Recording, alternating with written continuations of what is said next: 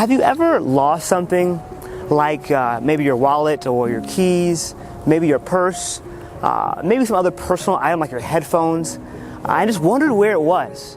You knew it had to be somewhere close by, you had it recently, but for some reason you just can't see it.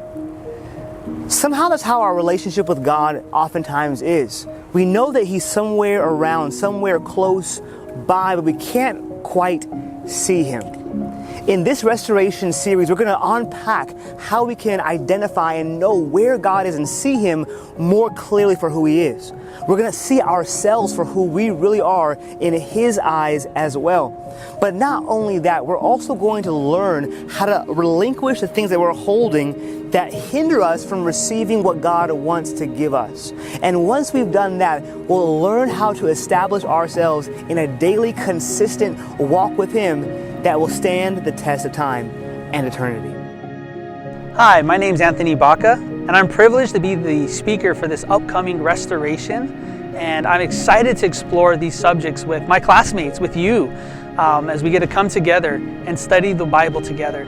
So I hope you can come, hope you can be there. And again, I'm excited for you to come on a journey with me, and hopefully you can find the same healing message that I found.